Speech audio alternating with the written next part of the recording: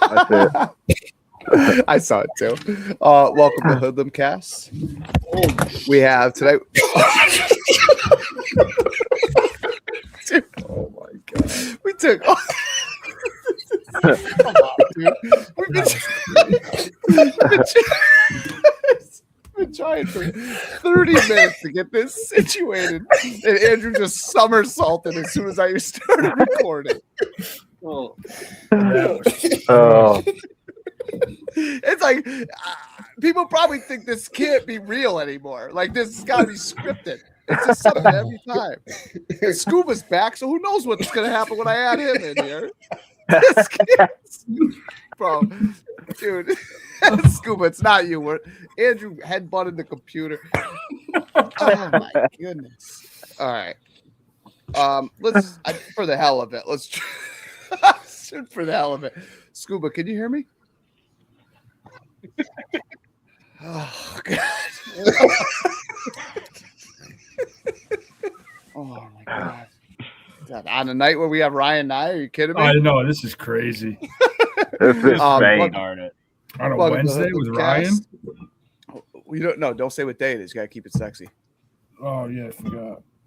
Not on a Wednesday with Ryan. Not Nye. on a Wednesday. Anyway, welcome to Hoodlum Cast tonight. We have Chris Pendergast. We have Rodney, Andrew, Kenny, and Ryan Nye. Scuba is coming in and out, and I may have another one or two people dropping in at some point. But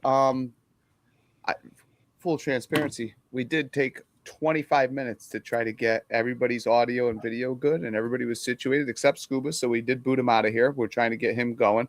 And then, of course, as soon as we started recording, I don't know. I can't wait to watch it back. I have no idea what happened to Andrew. But it sounded funny, and then I just saw a giant bright light when I looked up at him. So, one of our guests just tuned in the back, and I'm going to add him in a second. Surprise guest, I'm going to give you a moment to get situated, and I'll add you in about 30 seconds. Chris, how are you, man? It's been a long time. Yes, it has. It's been a long. About time you left, I pretty much went on a hiatus as well. So. Yeah, I don't blame you. What's the point of sticking around after I'm gone? Well, I ended up tearing a lot of ligaments in my knee in the summer that we were fishing that summer 24. Yep. And then finally just made the jump and had a new knee put in last January, and now it's a lot better. So, do you still feel a lot of pain from it? No, it's not. I don't have any pain. It definitely feels weird, being in there. It's not as bent. I'm a big guy anyway. I don't bend very well, but this one doesn't go as far anymore. All right, hold on a second right here. Well, welcome back, buddy. How about you, Ryan Nye? How are you doing, brother? Fantastic. Let's see. Just waiting for good to see you guys. It's good to see you guys. Here, I got this gentleman here. I'm going to add him now. Oh. Did you need 5 minutes, or are you just waving? No, I'm just waving. Oh, okay. Ooh, that's sexy, some bitch. Gentlemen. The vanilla gorilla. What's up, Chris? Hey, Cody. What's up, bud? Oh, ain't shit. Not to try to throw a shot at my boy Cody, but could you even imagine a world a couple of years ago when we first started introducing ourselves to each other, where Cody would basically have a full podcast studio and Scuba still can't get on a damn webcam? Scuba, how you doing, brother? How you doing, Scuba? Can you hear me? Am I good now? Am I good now, or I'm still lagging? Well, it sounds good. I can tell you that. I think he's good. Yeah, he's fine. Hey, I forgot my water. I'll be right back. No problem. Here, I'll boot you in case you don't have any pants on. I'll bring it back. I'm wearing these little camel shorts, so I had to scurry over when I just went to fix my light before. We weren't saw even him. recording. I didn't mention them. Oh, you did? These are from TikTok shop. All right. So Ryan, what the hell did I get myself into? Yeah, for sure. Well, I'm just to happy pretend. To be Yeah, this guy's been begging to come on for months. I know. He's the reason I came back. Months, probably been years. Years, yeah. I was on once. You guys were like, "Oh, that wasn't worth it." Grab him on again. Well, so far I think every episode we've had 3 or 4 episodes back, and every single one we're like, you guys got to tone it down. You're not gonna be able to talk like this when Ryan and I gets here. So, Yeah. Here we go. Let's see. I don't know why. Does anyone watch? I don't think so. Ken watched it 35 times. Andrew watched it 30 times, and I watched it 5 times. We're just trying to get the 75 mark. Yeah. Get the numbers up. I was telling them about the whole thing with the C word and how I didn't edit it out because I still haven't even watched the full episode. I love it, but I just haven't gotten to it yet. But that was all just in Paul's effort to thwart Ryan and I from coming on. I do want to say that if we're going to pretend like we have a topic tonight, I figured it's fitting for a couple of reasons. For one, we have Chris who's in Maine, so clearly I think going to be quite a while before he has some open water or some fishable water at least. And then so I wanted to stick with the cold water fishing topic. And then although Ryan was just in a tournament in Florida, they had their own problems with the cold front moving in, and it seemed like a very common issue. So I think cold water fishing is probably I got Cody coming back. I think cold water fishing is probably a good place to start. So well, first off, Chris, how much snow do you still have up there? I think I probably got 2 feet in the backyard, probably still. Damn. But in the past few days has been melting pretty good. I think we're getting snow this weekend. So I heard the same thing. Yeah. I'm hoping not. But so you don't have much more than us, but you're not much too far up from us anyway. No. What's that? No. What's up, What's Scuba? up, Lock? What's up, Cody? Ryan, how you doing? What's up, Cody? Much, buddy. Sorry, I didn't mean You to know, touch you. No, well, it's funny that you two live 30 minutes apart and you see each other on a hoodlum cast.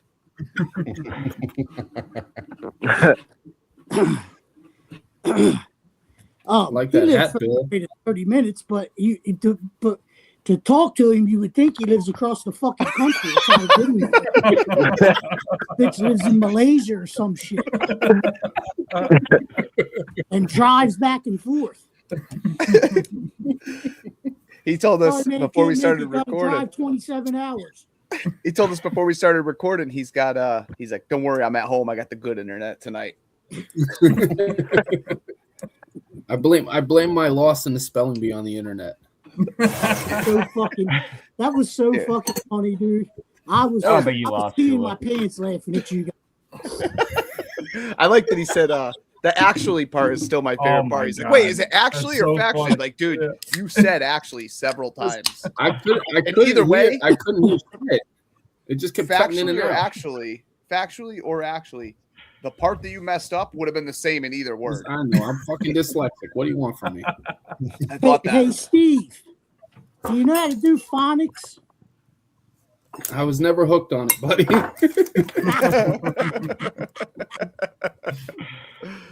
Oh my god. But we were talking before we started that I watched a little bit of it earlier a couple days ago, and like the look on your face as soon as they started talking about a spelling bee was like, you cocksuckers. Like, you fucking melted away, man. Like, oh, it's a setup. You cocksuckers.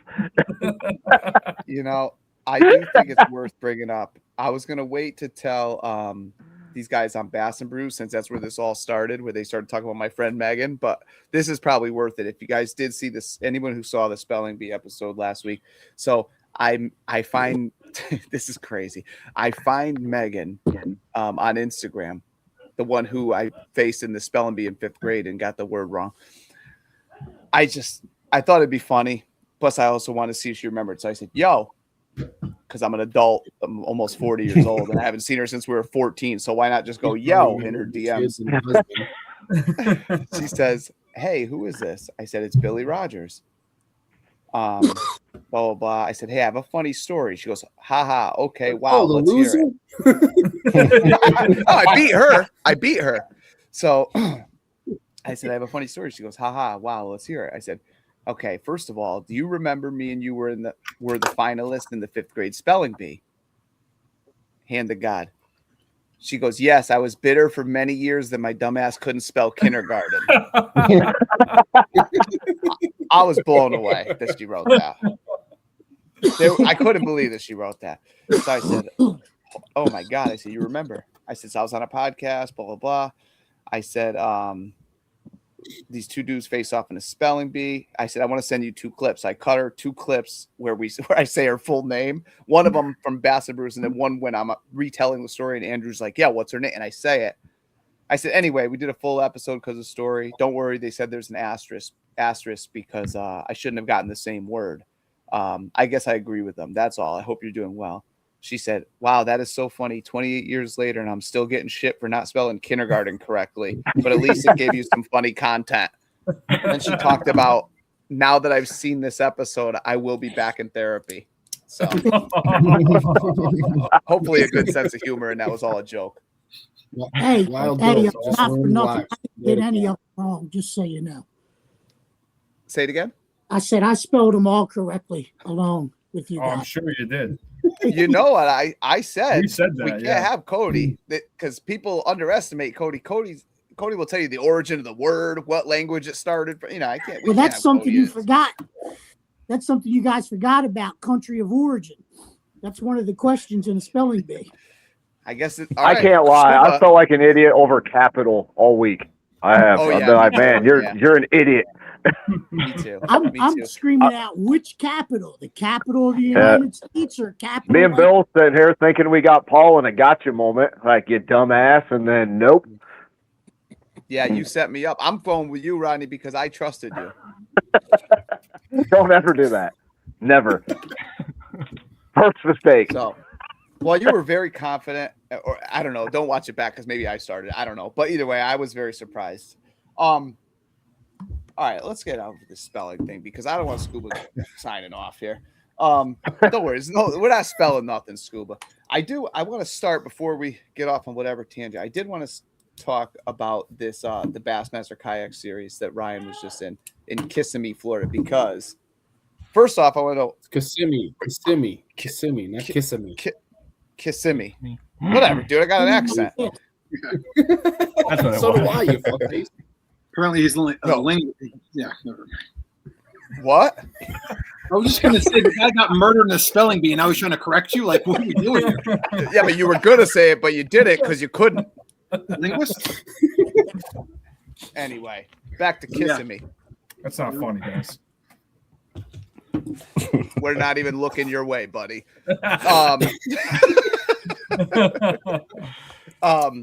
I remember when Lachwood got all fired up at you when he first started coming on because he thought you had chewing tobacco in your mouth. Remember that? He did. He's Yeah. like, Who, Drew, Andrew? what you got? Yeah. I was like, you got shit in your mouth? They wrote a two paragraph apology. That was at my Jamaican goddess's house. Oh, yeah. Yeah. Oh, Those yeah. good old days. That episode's available. We did unlock fishing for answers so Cody's dad could see it. So it is unlocked. That was unlocked first, actually. All right, back to the fishing tournament. Back to the Bassmaster kayak series. Obviously big tournament. I think 245 or 243, something like that. People in there. How quick do you go down there, Ryan? Like, do you go a week before, or what do you do? Yeah, I have family down in Florida, so I went and stayed there for a few days, and then the tournament, you can start practice Saturday at sunrise, so I practiced the entire week leading up. So, but it's a lot of water. There's 5 lakes attached. Sometimes when we go down there, they'll leave like lakes that big boat guys can't get to, and then that's not really the most fair because there's one lake that's good and the rest of them suck. So that's not really the fairest way. So this time they just put the 5 lakes. So it's Kissimee, Tiger, Cypress, Toho, and Hatchinia. Those are the 5 that we can choose from, which are the same 5 that the high school kids had 2 weeks before and the same 5 that the Opens had the week before. Oh, wow. Yeah.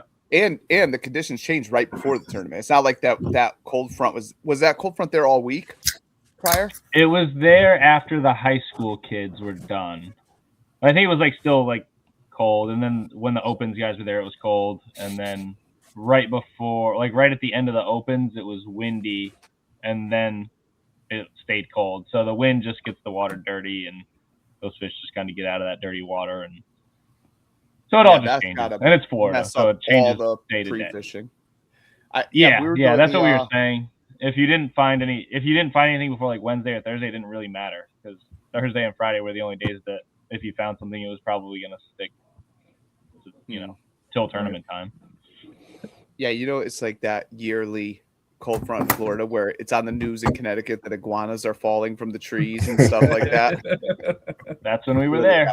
Yeah, that was literally like a story, and I'm like, dude, that is, and I don't think I have gone down in February, but yeah, I mean the weather changes constantly in our winter, obviously. So even March, like some days you 80 degrees and then 60 and windy. So nightmare to prepare for sure.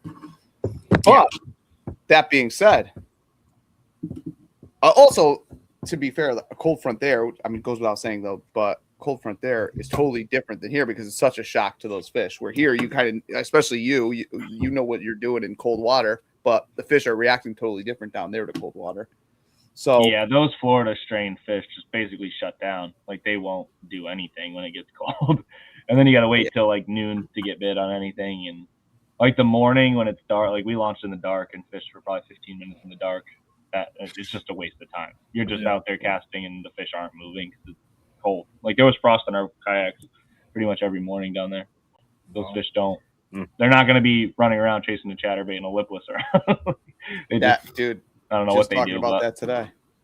I was just talking floating about dead tilapia everywhere, iguanas falling out of trees. Those fish are not built for that. And they're all. It's every lake is like 4 to 7 feet deep, but it doesn't. It just when it gets cold, the whole lake gets cold quick. Like up here, you got some deeper water, so that deeper water is always cold, So right, just makes it difficult. But plus, there's no tide in those lakes as well, correct, Ryan? What was that? There's no tide in those lakes as well, correct? No, the only current you get is like either wind current or current when there's a lock coming out of Toho into Cypress. So when they open the lock, you get a little bit of current through the canals, but there's not any actual current for the most part. Did you see any of those alligators sticking their snouts up in the cold water there?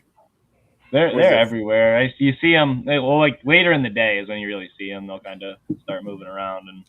And the tournament days, the afternoons were like 70, 75, and there was alligators all over the place. But when it's cold like that, you don't see anything. I think everything just, I don't know where they go or what they do, but not moving. They migrate further south. Yeah, they're not moving.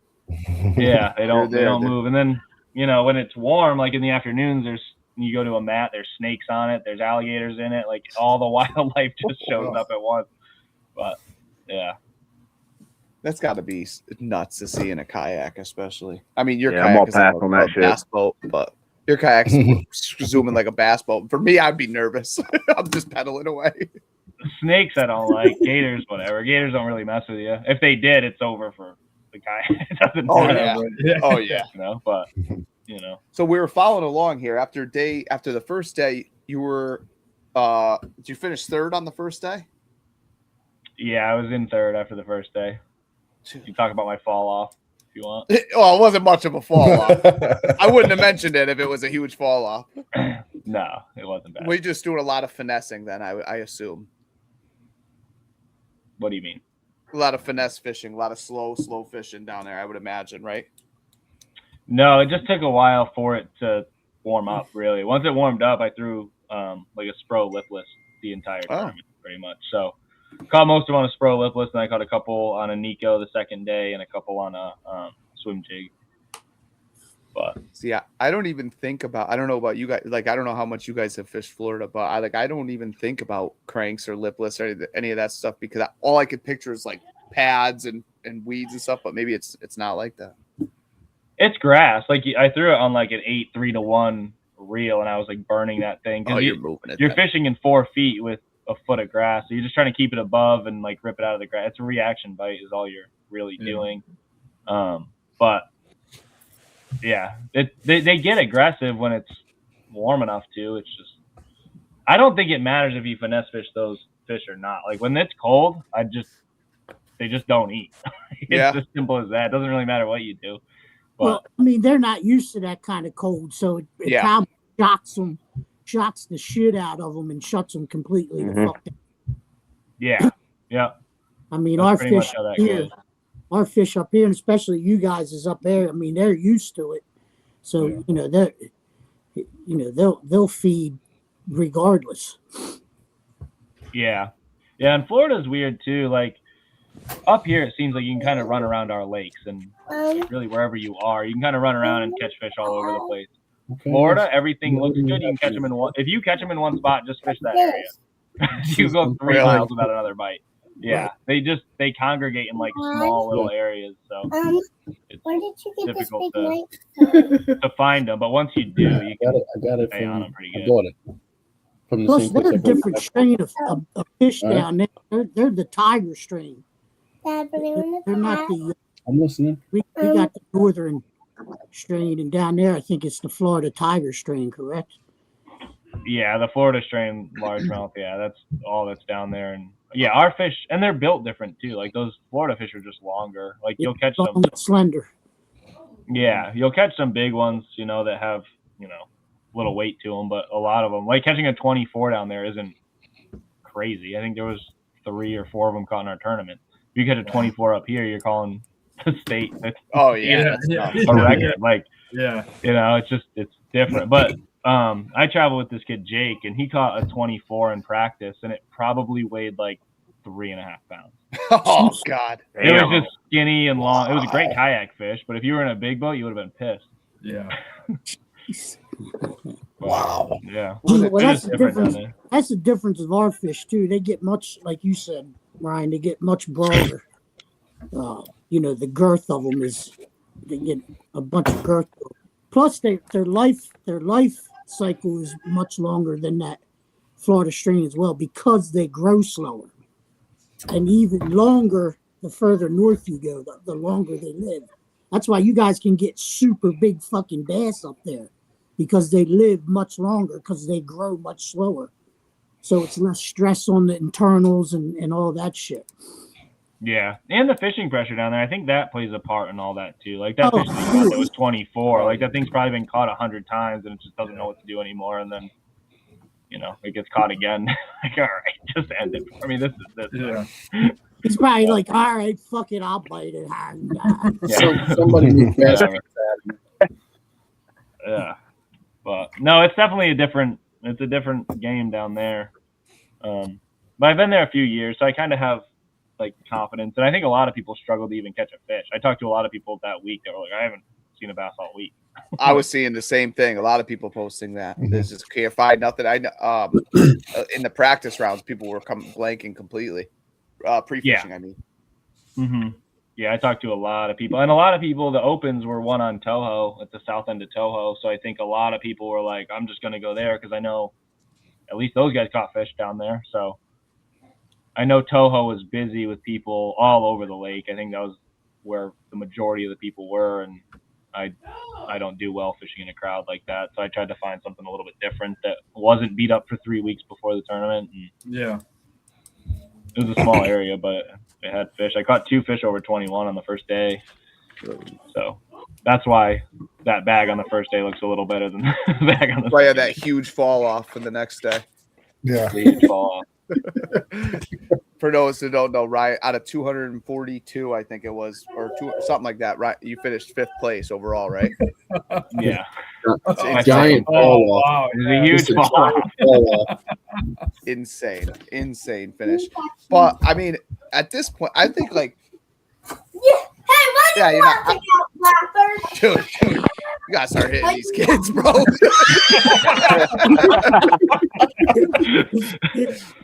Sorry, No, man. we're going through it. No, just we're going through, get the baseball bat, brother. You just bust in the room. I need that cube right there. Sorry. Okay. I mean, I was just it pointless what I was gonna say anyway, because I was gonna say like at this point, it's got to be weird. Like people expect you to be in the top no matter what. You're solidified here in these kayak series. So whether you'll say it or not, people already looking for you to be in the top spot. So it's a little bit more pressure, I would imagine. But I know you I don't mean, care. You do I your feel like thing. it's more pressure, I guess. But there's a lot of time. Like I found this spot. I caught 2 fish in practice. I caught 2 like 20-inch plus fish in practice in a half hour, and I was like, I don't know if there's another fish that lives on that stretch or not. Yeah. But I'm just gonna throw all my eggs in that because I wasn't really catching in practice either. So it's like you catch a couple good ones. Like I'm just gonna go there on tournament day and see what it has.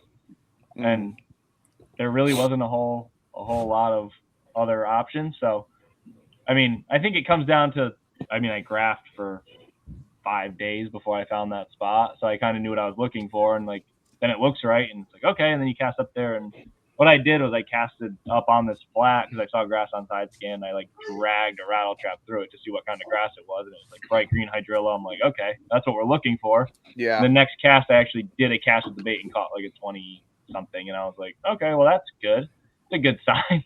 Yeah. And then caught another little one, and then caught another big one. And I was like, all right, I'm just gonna leave. And that was Thursday, I think. I found that area.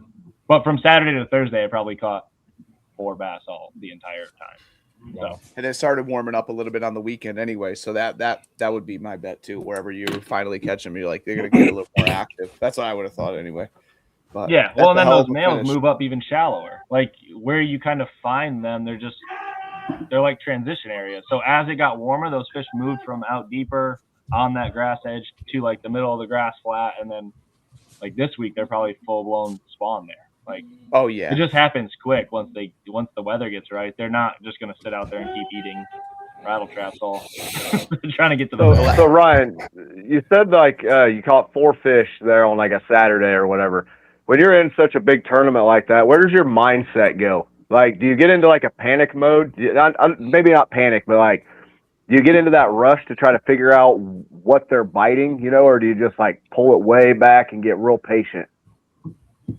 Patience is usually the key in that. I think it really depends on the tournament. This one, I knew patience was key. Like you couldn't. Yeah. Florida's not a place where, like I said before, you can't just run around and you're going to run into them. Like you kind of got to have a game plan.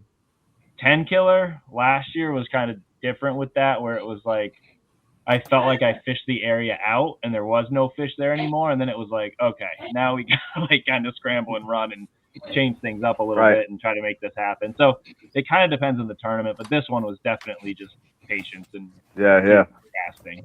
I have that. Yeah, because I know just even like just fun fishing. Like if you're not biting anything, you kind of get that anxiety going, where you're tying something new on all the time, just trying to find something. Yeah. Well, this tournament like this, I don't know how clear this is going to be. Is that clear at all? Can you see it? Yeah. Mm-hmm. So this thing is like destroyed. This was brand new on Thursday.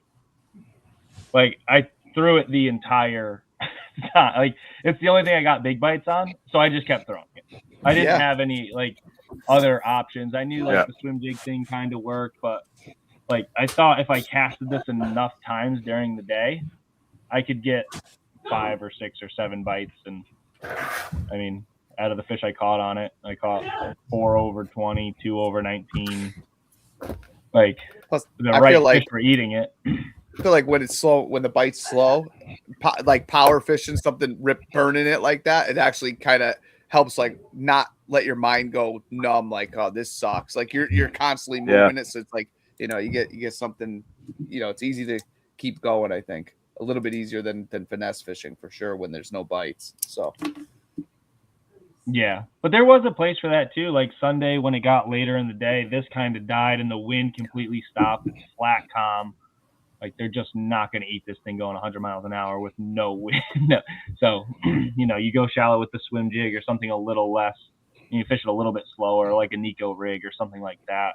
And those fish swarming up, those males are sliding up. Like, kind of hope to get lucky doing that because, I mean, I pretty much do this until I had no confidence left in it. But yeah, you just got to be like willing to adapt. And if the fish are in the area, they're not going to go far. Like, where they're going. The end goal is the bank. They were out here.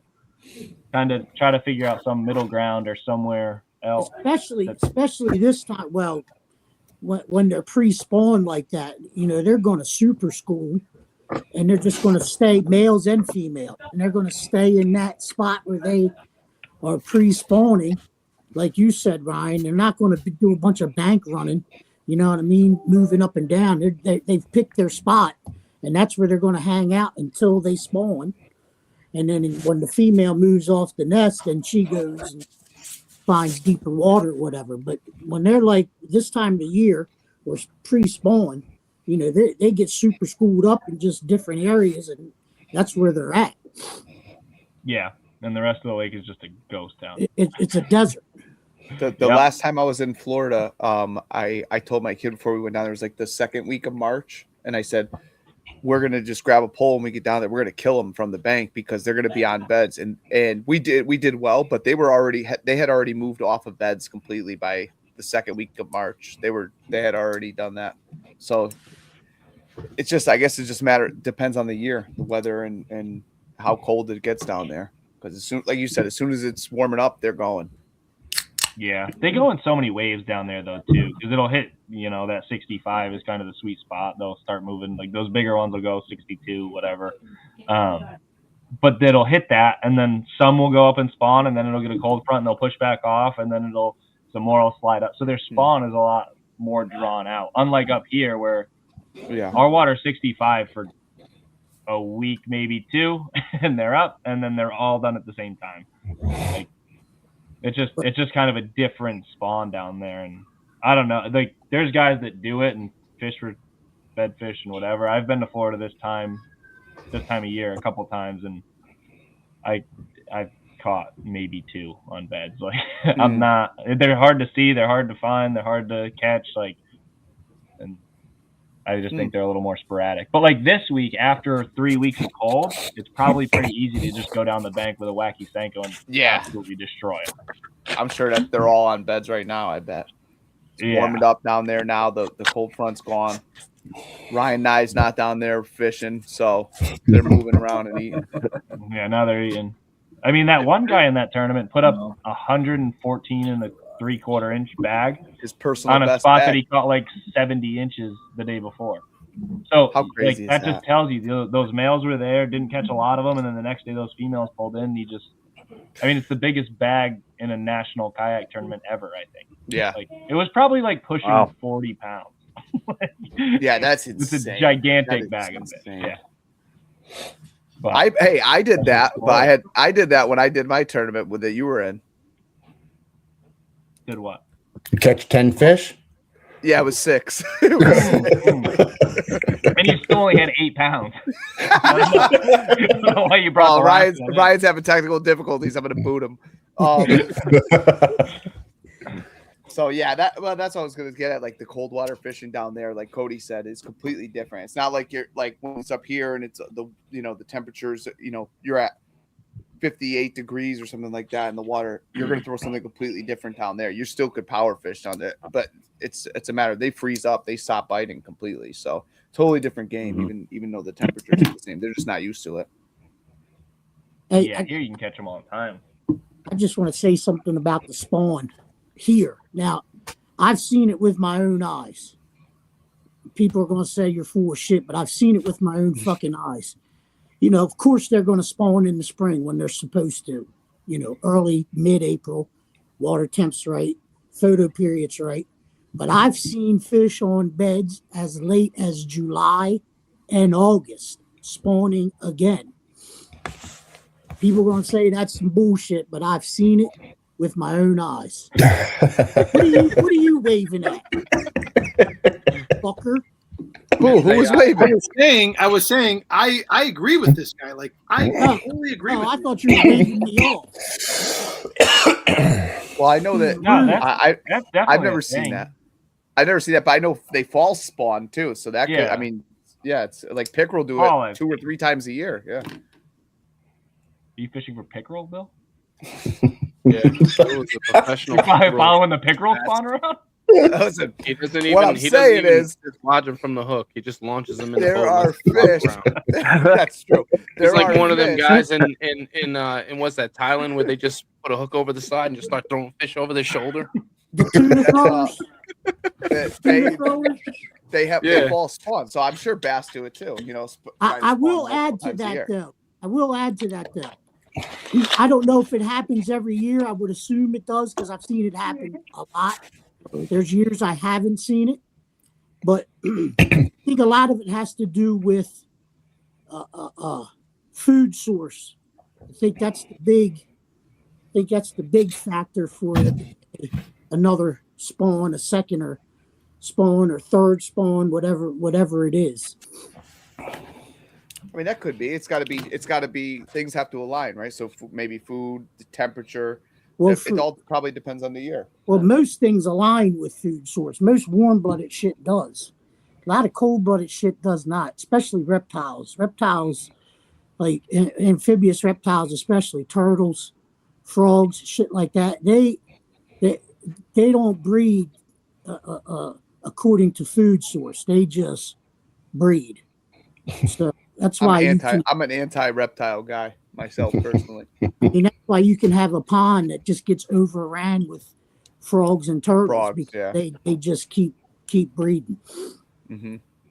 I posted on this earlier, but I was just catching up on this week's Jigs and Bigs, and Bobby, his just the tip was really good, especially for people up here. He talks about the ecosystem, like what bugs start moving, what bait fish start moving first in the year, and how to target, bass early or like late winter, early spring. And it's so true. Like I've had so many years of just winging it and then, fishing very early and not catching shit, not understanding that there's a science behind it. The one who actually taught me all that stuff was Big Nasty, believe it or not, because fly fishermen obviously are much more in tune with what bugs are hatching, what are moving, where they're feeding and shit like that. So I thought it was a really good tip that Bobby put out this week on just a tip about crayfish and bugs. And the tip, huh? Well, crayfish is a bug, I guess. Yeah, that's what he was saying. He was talking about like stoneflies, midge, crayfish, and like Alchemites. When they're moving. Yeah, when they're moving and what type of environment you can catch them in, and it's super helpful because it took me way too long to figure that out. Where I'm fishing early in the year, not catching shit, just casting all day. When I'm river fishing for smallies, like I'll change up my colors with like the crawl color, the different molt colors and stuff like that. Once I figured that out, it was definitely a game changer. Well, I mean that's why you fish here, in the colder water, pre-spawn, late February, early March. You want to fish that red crawl color because that's the molt, that they're coming into. They'll come into that red molt and that water continues to warm. They'll go back to that bluish brown, what have you. That's why you have real good luck here with a reddish or red crawl color lure in the colder water. Yep. I mean, that's how I was standing them on back in the day on those Beast Coast finesse jigs, those red finesse jigs early season. I stained them on those things. I like the I think Ryan, are you still with X Zone? I'm like back with X Zone, yeah. Okay. So X Zone has those burnt craws, soft plastics. I couldn't remember what they were called, so I just had to look it up. Where they're like a dark orange. I think those are sick on a black. Well, I like on a dark color finesse jig with like the bright orange. That's why I throw. Those are the two colors I throw early on in the year. My go-to fall color is that burnt orange. Yeah. And burnt orange, black, and what's the green color? I can't remember. Pumpkin. Green pumpkin. Green pump. Yeah, that dark black with that dark green. G-Crack makes a great burnt orange bait. Dude, Cody was talking about it. I had knew what it was. I had never thrown it. I was talking to Joe about it offline. That's definitely $1,000 on G-Cracks last year. The bellow gills are the shit, man. Joe's ready to launch that AVF tackle. AVF tackle. He's ready to launch pretty soon. The website's almost finished. You could sign up if you go to AVF tackle or something like tackle.com. My post lady was so pissed at me because I literally ordered $1,000 worth, and the box was like this fucking big, and a couple. We did all at once. A couple of packs had busted open in the box, and it stunk up the entire post office. I can't imagine what delivery truck smelled. I mean, as soon as I walked in the door, because I knew the package got there, I opened the door. I was like, "Holy shit!" Some of that smell of the snag. How They many smell like dead times? fucking bodies, bro. How many times in the past has Cody talked shit about his post office? Maybe it's just him. Maybe it's just him. They don't like this guy. Dude, that makes perfect sense now that I'm thinking about it. I say the entire post office. It's about as big as a fucking outhouse anyway. So It's like the old school. It's like an old school, like an old school convenience store. Little bodega. Oh, all right. Yeah, Let's literally. talk about. Well, actually, Ryan, are you fishing all those series, all those stops? Are you going to Louisiana next, or what? No. No, I didn't know like how far you're traveling. I'm gonna do Chickamauga for the championship, and then I'm going to Santee, and then probably nothing after that. I'm gonna do some of the team series stuff. That new team kayak series started last year. It's a pretty cool format too. It's your best 10 fish over 2 days. It doesn't matter which teammate catches them. You don't have to fish near each other. So you could zero on day one and go out and catch 10 fish the next day and win the tournament. Like, so it's a cool format. Me and my buddy Jake are going to do a couple of those. We're going to go to Murray. We're going to do Pickwick, and then we're going to do Cayuga. And Cayuga is going to be during the spawn, and that should just be stupid. But That's awesome. yeah, that is so cool. Yeah, I thought you kind did of have splitting to the be within season. a certain proximity of each other. So no, you could be anywhere. It's just your two, whatever your total bag of 10. Yep. Yeah, and I could catch none, and he could catch all 10, and we still. So Ryan, is that Jake Awesome. Angelos? Yeah. That's what I'm thinking. I didn't want to say in case you got beef with him or something, but I thought that's who it was, and I can't last name either. So. No, that's a hammer team right there. That's the one you leave the parking lot when they pull in. I don't know. I was Jake's just the thinking scoping about guy. the Jake will rules. go out there and scope until his head falls off, and I'll just. I know. I've seen him do it. And fucking me and Drew go down there and throw a wacky rig and fucking embarrass these guys. But Drew be hopping out that worm quick. That's it, man. Yeah, but when you're listening to Jake give his speech after winning a tournament, he said, "I've caught all my fish in 90 feet of water." Yeah. Oh yeah, That's that's the Ryan Nye special. Jake. I'm like, I'm not catching them. He's like, oh, they're 40 feet down. I'm like, Yeah. Dude, that's not true. They were right next to Ken's boat last time y'all fished together. they were in Ken's boat. He brought them out there. Yeah, they were right next to him. Oh, I'm not catching any. Have you tried under your boat, buddy? Yeah. Yeah, no, that scoping thing's a whole different thing. And that's the cool thing about the team series is one guy can go do that and the other guy can go shallow, and you kind of I travel with him to the Bassmaster events too, so we kind of help each other with that. But he'll live and die by that scope and bite, and if it's a deal, he's going to be catching them on it. Like, Yeah. he's not going to miss with that thing. So, yeah, no, that'll be fun. I did one of those events last year, but this year we're going to try to do more and qualify for the championship or whatever there is at the end of the year, and see how it goes. That's pretty sick, though. I like that. That's a cool format. And the Bassmaster schedule is whatever, but it's a lot of like swamp kind of lakes. It's not a lot of like deep water scoping. It doesn't really set up for that. It's rivers. They're doing the New River, the Susquehanna River, and then it's Caddo, Santee, Florida. Like, Drew, that's got your name all over it, buddy. Yeah. That's got your name all over it. The Susquehanna, are you doing it on the Pennsylvania side or the Maryland side? Pennsylvania, and they're going like they usually do it in like Harrisburg, but they switched the boundaries this year to go like further up the river in Pennsylvania. Somewhere, I don't know. Really? Yeah. I always look when I get bored at work. I always look at property like Maine is what I always look at. But there's still some really, if you're looking, there's still very affordable property like cabins on in Pennsylvania and Susquehanna. It's like surprisingly low price compared to everywhere else in the country. But my wife ain't gonna bite on it. She wants Florida. So Maine would be better. I agree. Yeah. Oh no, dude. Maine's happening regardless. Maine's happening. Susquehanna River. You got 3 days on that. Say that. I love living in Florida. Fuck that place. It's where tweakers go to fucking die. That's like Scuba was resurrected and went to Maryland. Yeah, I went. Maryland ain't that much fucking better. I fucking knocked the tweaker out with this water bottle. Oh, thank you. Hold on a minute. You know what? I don't know. This is how much I swear to God. I love Cody. Cody, I love you so much, buddy. I talked to Cody. As you can imagine, anybody who talks to Cody, you always have these crazy stories. I actually forgot that Cody told me he knocked a tweaker out yesterday. So with this water bottle. I totally forgot about this. Look, right in front of my mom and dad, we went up to Middletown to go to lunch. And there were some fucking junkies hanging out in front of Wawa. You know, so you can see them. You can see them a mile away. Oil rules. Yeah, you got dollars. I walk in, I fill my water bottle up with ice because I like Wawa ice, and I got a black coffee and a pack of cigarettes.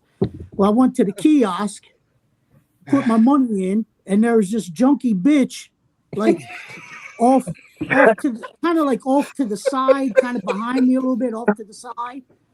Well, all I had was $100 bill, so my bill was like, I don't know, $18 or something, whatever it was. So I put the $100 bill in. And I got distracted by, I don't even remember what I got distracted by, but I didn't immediately go for my change coming out of the kiosk thing. You know what I mean? Mm-hmm. And, I know what it was. I had to wait for the girl to give me my cigarette. So I was just waiting for her. And this fucking junkie bitch comes over and fucking tries to take my fucking change out of the fucking kiosk. Tries to take my bills out of the kiosk. I was like, yo, bitch, what the fuck are you doing? She was like, that was my change. That was my change from before. Bullshit. You ain't seen $100 bill in 50 fucking years. You're fucking yeah, fuck you, motherfucker. That was my change, blah, blah, blah. She's walking out cussing, so I'm walking out, fuck you, bitch. Well, my junkie buddy, boyfriend or whatever the fuck he was right outside the door. I was like, fuck you, bitch, you fucking junkie bitch. And I had a black coffee in my right hand and this water bottle in my left. And look, I don't fuck around. Somebody gets too close to me, it's curtains. Preach. It's curtains. I don't Preach, buddy. Hey, you're preaching to the choir, buddy. I don't do nothing. I'm fucking smoking your ass. If you get too close to me, you're getting fucking smoked. That's all, especially aggressively. And I feel bad because he couldn't have been, I don't know, he might have been $120, $130. He's a little squirrely motherfucker. But so Rodney? Talking to my bitch. I'll say Rodney's getting fired up. God damn, here we go. And it was, my parents were parked right Rodney there. taped right up his there elbows for this. And he got too close, buddy. And I took this water bottle and just whack out right on the side of his fucking head. Fucking Mike Tyson fucking split flew out of his mouth. And he just crumbled. Poof. And then all of his buddies were like, what the fuck? And I was like, hey, what the fuck? Threw my coffee, had another one.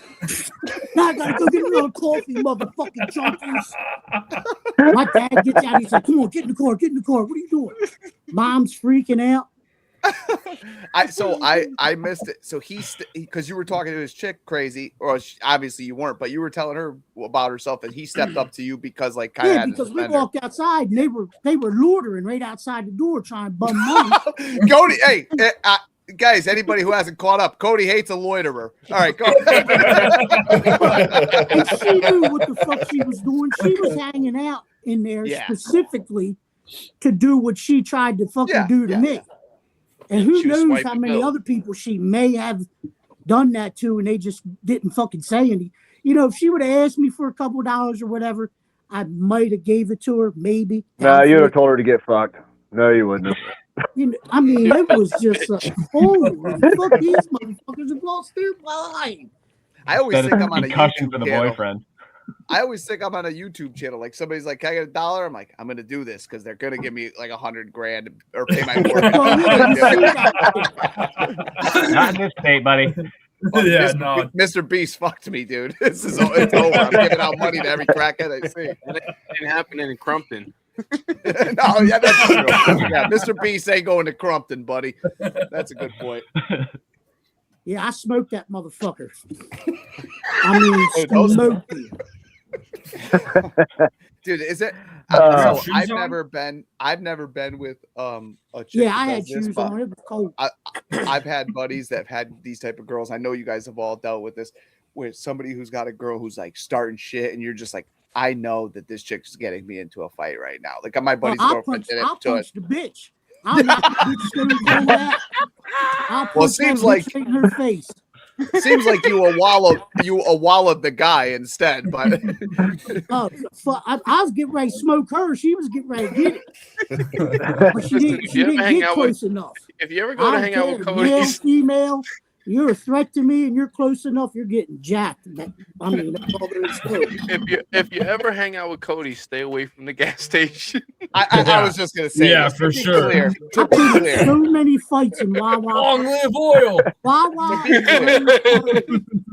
I have myself been in physical confrontations where I say, "Oh, that person was posturing up," or "I'm not getting it. I'm rolling first," and people say, "Yeah, I can see that."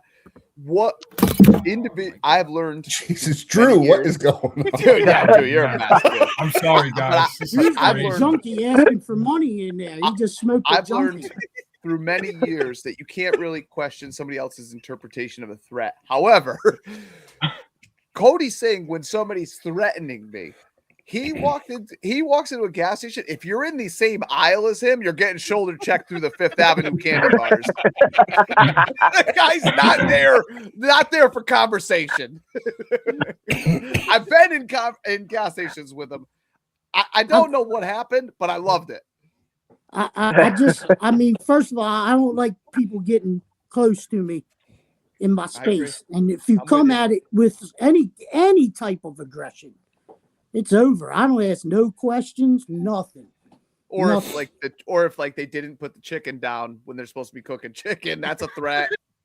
Man, I'm telling you, I'm gonna smash that dude. Or if they don't, you just drove 12 hours from fucking. Or if what was it, Scuba? If they don't clean the bathrooms and you just drove 12 hours from Hoodlum Fest and Cody has to drop one and goes in and fucking just destroys the bathroom. Right on the floor. He walks out and says, somebody shit on the floor in there. Oh, goddamn. Oh, my God. Fucking shit all over the seat. So he's like, Scuba, we got to go, man. we got to go. Hey, for the record. So awesome. For the record, it was about 48 minutes in until this went off the rails today. Oh, hey, buddy.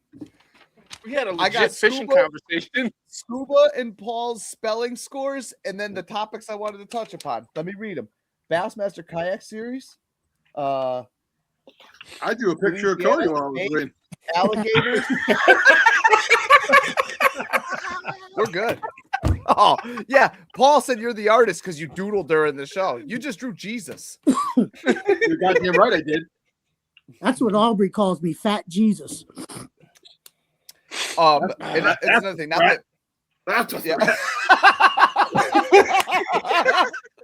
So anyway, so I knocked Aubrey's bitch ass out. Oh my God, this is. I just want to say that the last episode with Cody, it was an experience watching his face melt off slowly through the whole episode. I think he did great, but the only part I was like, I should edit out the Jerome part, and then I watched the intro before. I'm like, nah, I can't. Isn't his name Daryl? Didn't you name it Daryl? He renamed Daryl. I forgot it was Daryl. Actually, it got rechristened. I don't know. I mean, he doesn't like a huge black cock anyway. Come on. Chicken, you mean a rooster? Anyway, so it's funny. That's your veiny. Hoodlum Fest. You mentioned Hoodlum Fest. It's Hoodlum Fest. You guys gonna come up? You guys coming up? That's not even a question. I mean, I'm coming. I know you're coming. Your old man's coming, right? He wants to. Hell yeah, dude! I told Andrew. Oh God, great. Bill, I'm in. I already told the missus. Ready to roll. Love it, dude. Love it. Sarah and I will be there. We still haven't had a full-on conversation of planning, but I have some ideas this year that I don't know if it'll actually come to fruition, but I think we should have our beyond, lunch at the it'll be Chinese the most restaurant. memorable one thus far for sure. I really Do we need to I grab think the we should trophy have off the lunch. shelf? Say again, Ryan. We'll give you another one when you get there.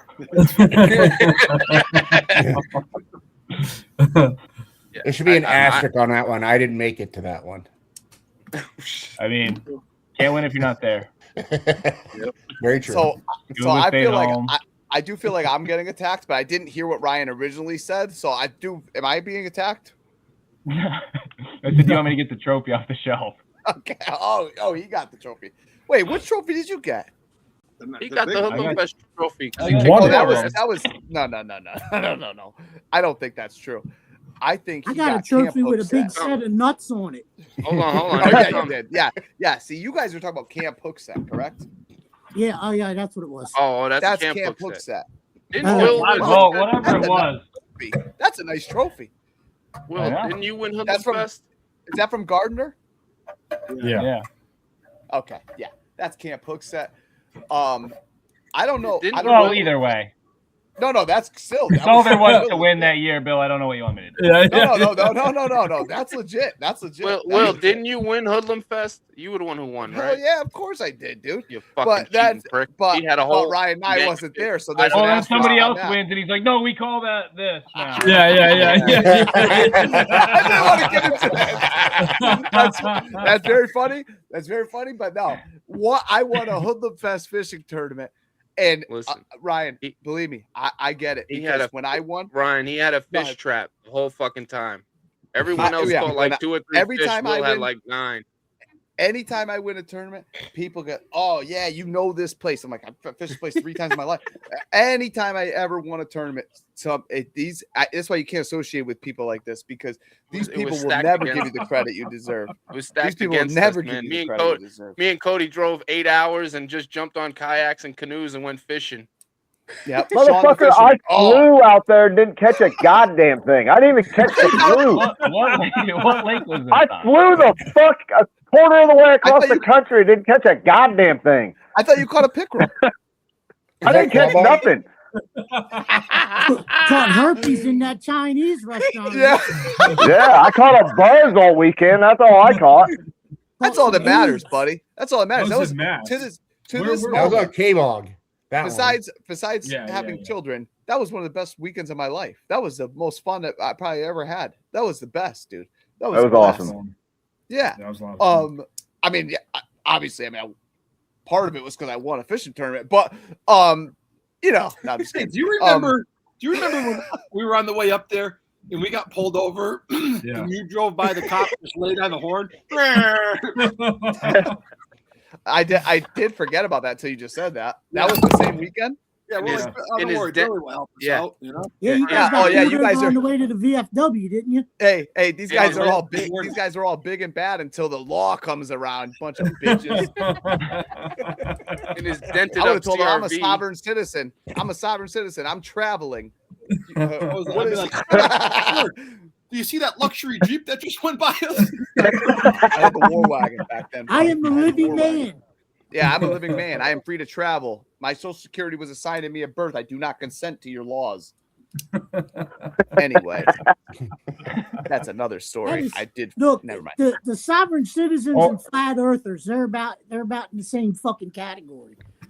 I Oh, yeah, consider what happened, myself Bill? pretty sovereign. No, that's not. I consider myself pretty sovereign. That's a story for offline. I do too. I haven't had I a really driver's do. license in probably yeah, 8 years. yeah. You actually are a sovereign citizen. Actually, I don't care. I can't tell you the last car I registered or legit fucking tag I've had on it. well, I get you. Some, never mind. Hey, I went to Cody's night fishing once, and I got pulled over. I was going to bring it up earlier. but I didn't know if you wanted your business out there in the street. But you got hauled off, didn't you? I'm a real hoodlum.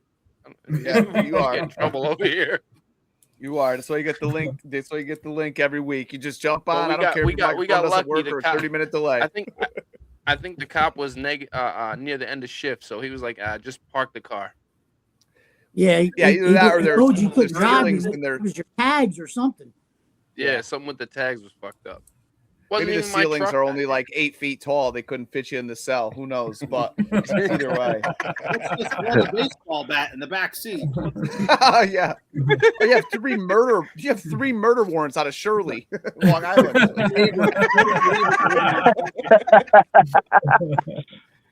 Cold case. They'll go finally solve the cold case. I think I have talked about this, but in case I haven't, and it's been years anyway. No one's, like I said, Ryan said, no one's watching this. The small world that we live in. When I was in the Army, we had this sergeant who was in the motor pool. He was a mechanic, and he had just gotten back from Iraq. And this guy's tough as nails, like a tough motherfucker. And I wasn't a sergeant yet. And I loved this guy. And like he wasn't in our chain of command because he was in the motor pool, but like, you know, we listened to him. He was a team leader and all that. Great dude. And Johnny Abel. And the small world, dude. This guy, he's just a real legit dude. You can tell. Plus, he's a war veteran. At the time, I wasn't, and he's just a bad motherfucker. And fast forward many years later, and I became good friends with him. And many years later, I meet Scuba through the internet, and then Hooks at all that. And him and Scuba grew up together. They're best friends. Like, yeah, we used to steal gas. We used to steal gas cans out of fucking work trucks to put gas in the CRX so we could drive around at night. That's nuts. He was continually admitting to crimes. I wasn't trying to. Statute of limitations is up, baby. That's what we would do. We would be driving around. We'd be driving around on E, and I'd be like, "Yo, I know where there's some gas cans," and we would go get them. Fucking just... Yo, we was poor, man. What? Yeah. But John was one of those guys. Same thing as you, Scuba. Like when you first meet him, you're like, all right, I connect with this guy. This guy's the man. Yeah, it's just such a small world, especially because you didn't even live in New York when I met you. You lived in Maryland when I first met you. So yeah. Wild, small world. Yeah, I remember when Arbel, he messaged me. He's like, "How the fuck do you know Bill? How do you know Bill Rogers?" Yeah.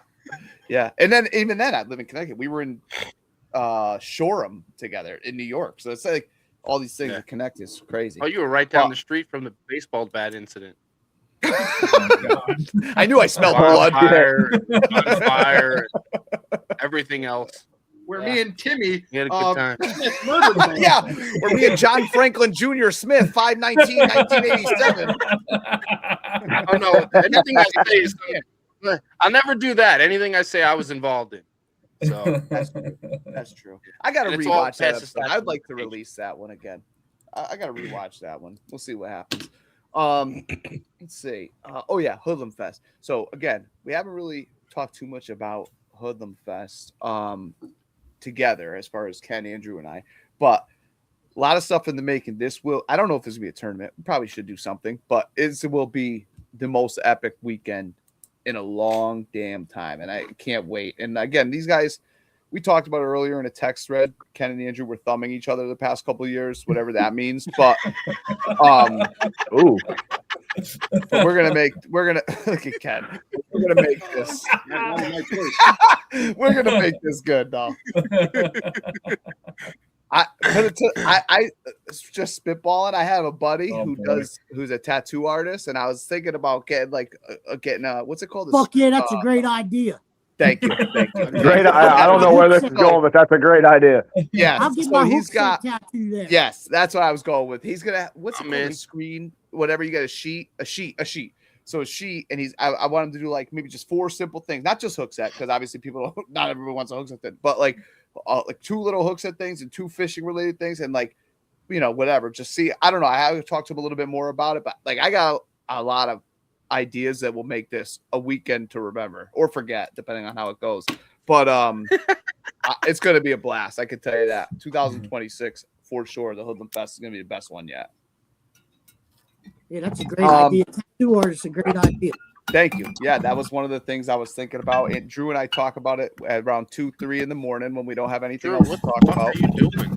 Dude, I'm having a lot of issues over here, guys. Guys, absolute disaster. And I'm not working tonight, and I don't want to get into work conversation, but if I was working tonight, Drew would be a fucking nightmare. He'd be so pissed off, not talking to me. He'd come in and shake my hand and then peace out. I don't see. Anyway, I'm not going to get into that. Anyway, so we're an hour and 10 minutes in. He's still trying to fix his lighting. The guy's on the show every week. Every week. No, because I have one here and it's shut off on me. right? Yeah. So then I didn't have one, so I had to run around and I had to find a lamp. I don't have any light Why over don't here. you just turn on the I love lights? lamps. You don't This have is regular crazy. lights in your house? What the fuck? You light a Yeah. candle or something. Jesus. Get an oil lamp. Fuck. Something, dude. Really, it's a lantern. Yeah, something. I have to work tonight, guys. Stop. Look at my nap. I got my beta glasses. Whatever. Anyway, didn't get them. I don't know if that was on the recording or not, or if that was before in the background. So I just want to say that Hooks at Hoodlums officially had the first AI person in KenBot.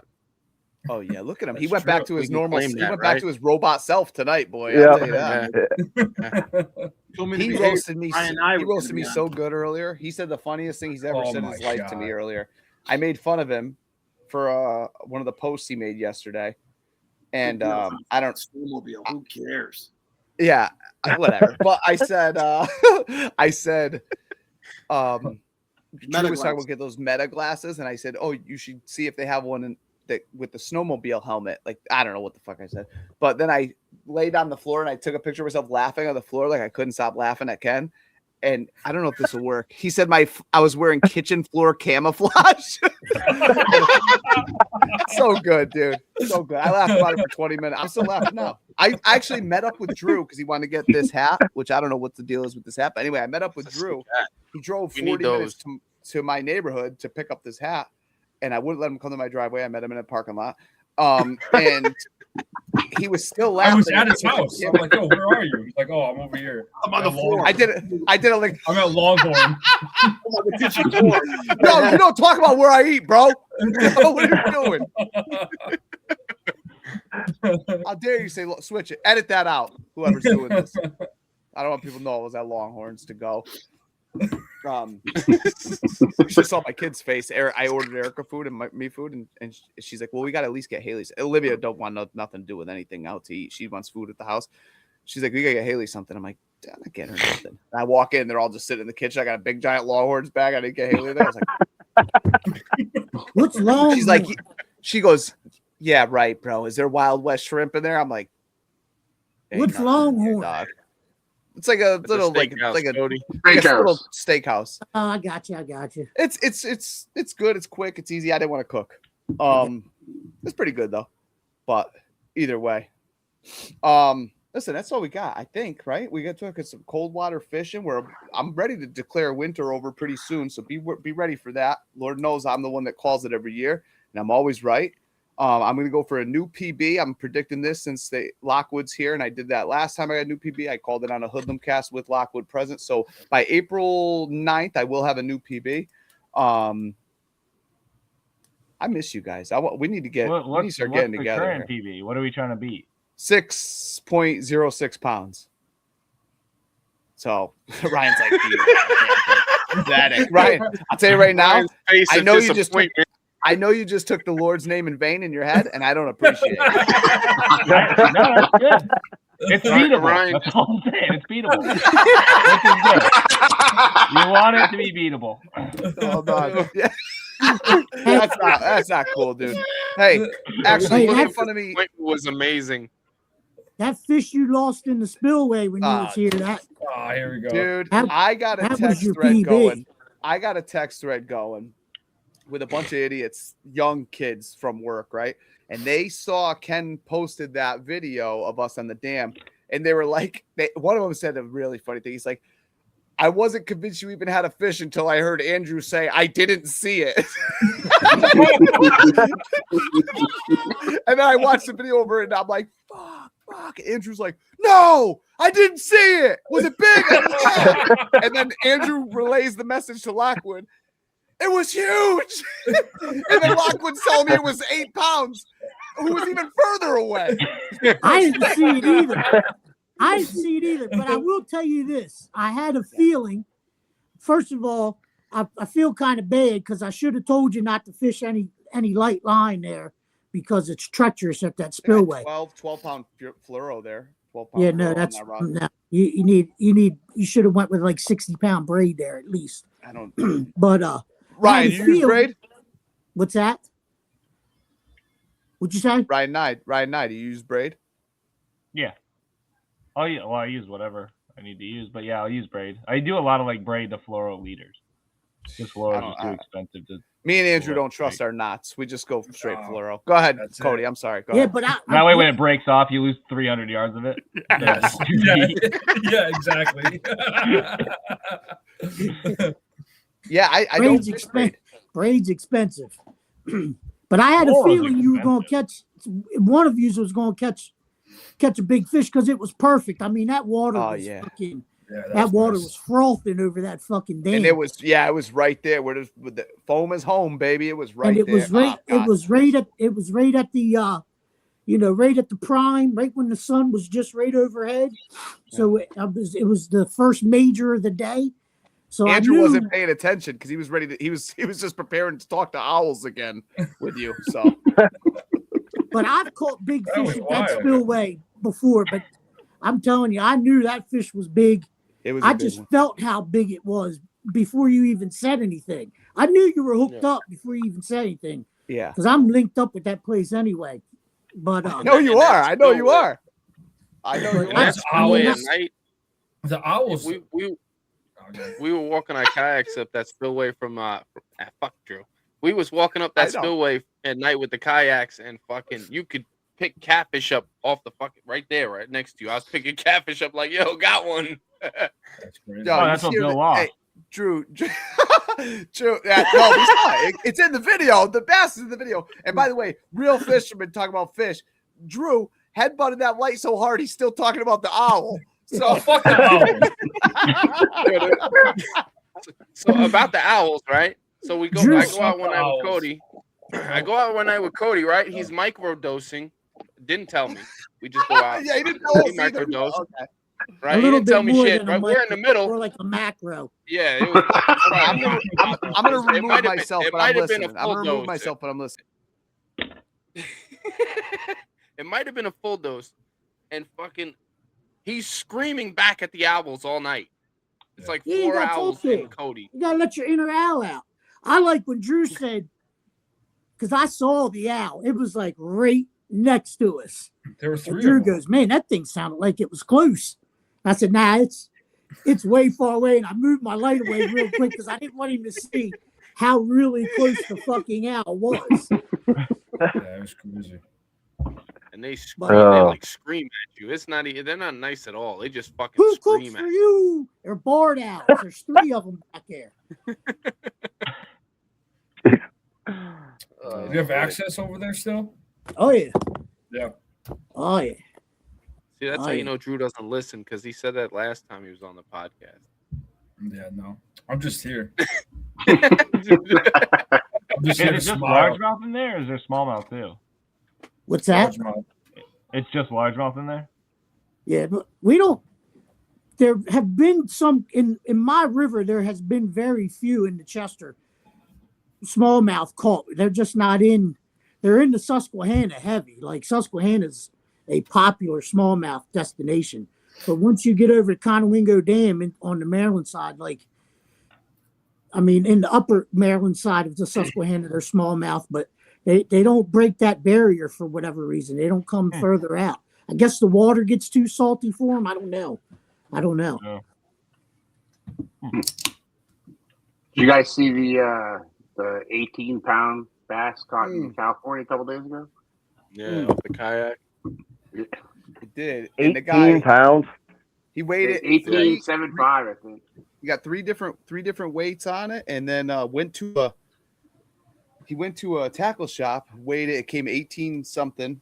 That was the heaviest weight he got, was the official scale at the tackle shop. And then because the DEP or whatever wasn't answering, and so he went there for the official, new record for that lake and possibly like whatever record. And anyway, he put this long post. He called his buddy, and his buddy informed him that it was illegal to transport the fish because it was alive and all this stuff. So he released it. He went with the lowest weight, and it's an unofficial lake record at 17.4 or something like that. Up. Wow. Really? Crazy. 27 and a quarter. Wow. 27 and a quarter. That's crazy. I saw another. It doesn't look real. It looks AI. Yeah, when you see it, insane. Yeah, I saw another but dude post. Huge. that's friends with Hooks at I don't remember the name, but posted it's on Facebook, and he caught it last year. The same one. He's got a picture of it. And it's definitely the same fish. Yeah, 15 pounds or something like that. So yeah, insane, absolutely insane. What did he catch it on? The California. You know what? A 10-inch mag draft.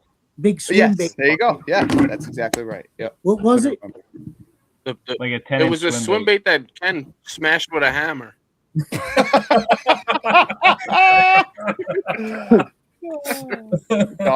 No. Again, he's gonna make fun of my clothes again. But that's where the swim bait culture came out of the West Coast. The 10-inch mag draft, he caught it on the mag draft, like Ryan said. Because a lot of those fish there, especially in the Delta, they stock trout in the California Delta there. They just stock trout. So they started feeding on the trout, and then that's where that was the evolution of the swim bait there. And that's where it comes out of, is the West Coast, the California Delta. Those guys are crazy with swim baits out there. I mean, crazy. Any of you guys fish swim baits? No, right? You guys aren't swim bait guys. I definitely don't. I just started. I bought one of those Jackal bull shags. Yeah. I think it's 6-inch. I just started like 2 years ago, and it's. I mean, you got to commit to it. You know, you're not going fucking. You know, it's 100 casts in one fish. You know what I mean? Well, like Ken was saying, Ken said last week, same thing. It's like, but that's what you're going for. So then you get that one fish, like, okay, I got it. And then that's like, it's probably, it is the easy way to get hooked, I guess. I mean, there was days that was the only rod I brought out, so I couldn't switch to anything else. You know what I mean? I just can't get that off, and then you go and lose one. Yeah, they're so expensive. Yeah, I did lose one. Actually, I lost two. The first one, I lost it like on the second cast, and that motherfucker shot to the moon because I bird nest when I cast, and that motherfucker, it landed in the trees like fucking 300 yards. When the leaves are down, you can still kind of see it dangling in the fucking tree, like way up on the bank. Shot over, broke the sound barrier. The Bobby roast beef, he fishes just floating swim baits for that reason, you know. But I guess that wouldn't help if it was in a tree.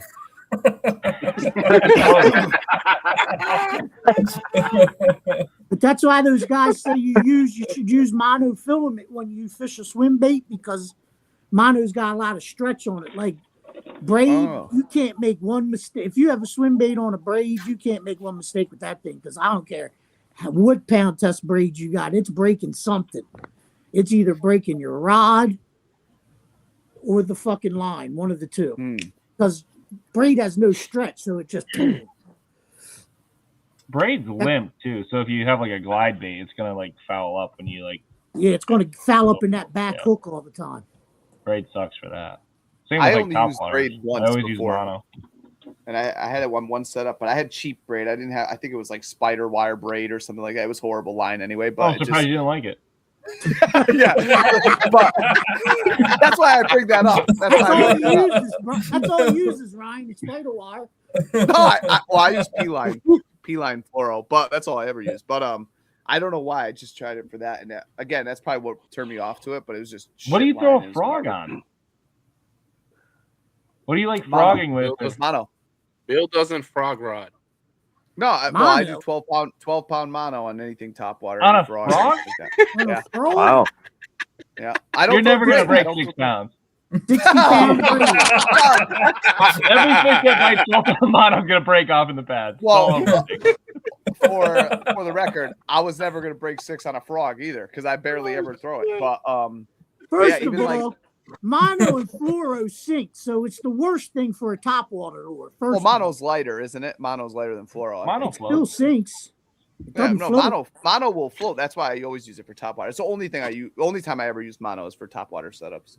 I haven't used mono since I had a Zebco 203. Careful. Didn't you see Ken's post? He was using Zebco the other day.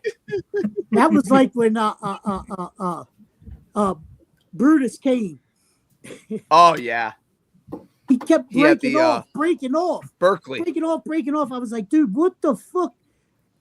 what the fuck do you have on there? And he pulled it. It was like 1980s Berkeley Trilene. It was, Berkeley or Vanish, Berkeley Vanish or something like that. I was like, dude. I told him I don't even use that on trout setup. You could use an 8-pound test in Berkeley. It's going to break on a trout.